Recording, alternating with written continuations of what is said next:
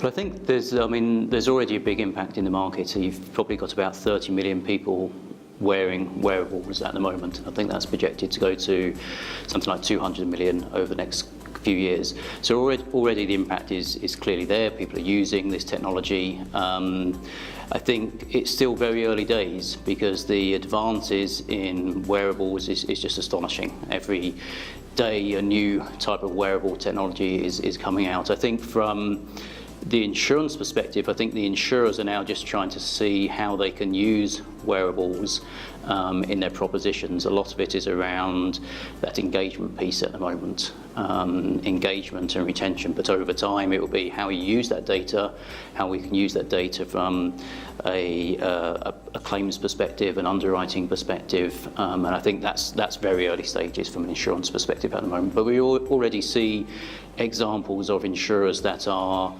utilising wearables in their proposition and using the data as well.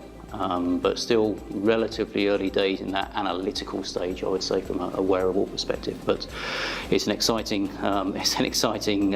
space for sure, and I'm sure there'll be lots of movements and advances over the next few years.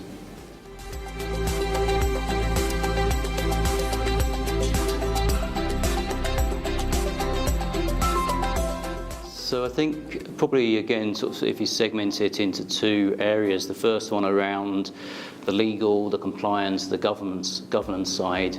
I think insurers are well placed to understand that space. There's a lot of focus from an insurance perspective on making sure that these areas are covered well. So there'll be legal teams, governance teams, compliance teams, making sure that that is well addressed. I think some of the future risks around things like cyber risk is a relatively new area to some, and I think there's more work needed there. But I would say the insurance industry is well placed from a sort of legality perspective and understanding how they use that data.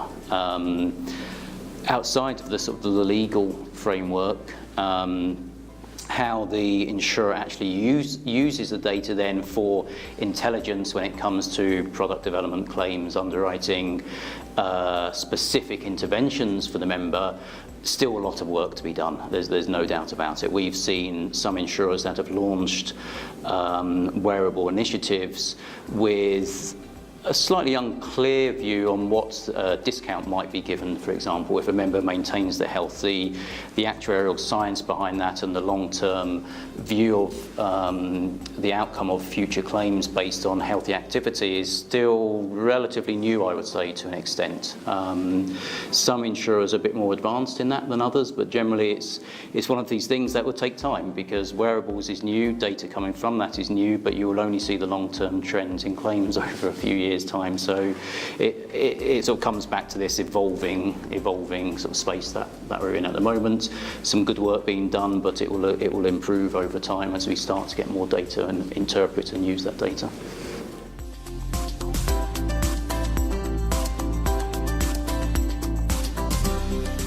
It's been a great event. I mean, I think the fact that you've got a session on technology where everyone is talking about technology at the moment. The insurers are talking about it, the reinsurers are talking about it.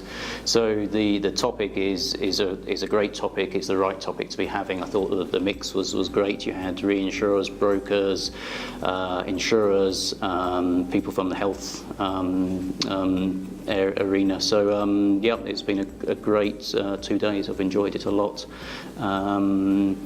Yeah, spot on. First time I've been to this conference, so it's a very enjoyable 2 days.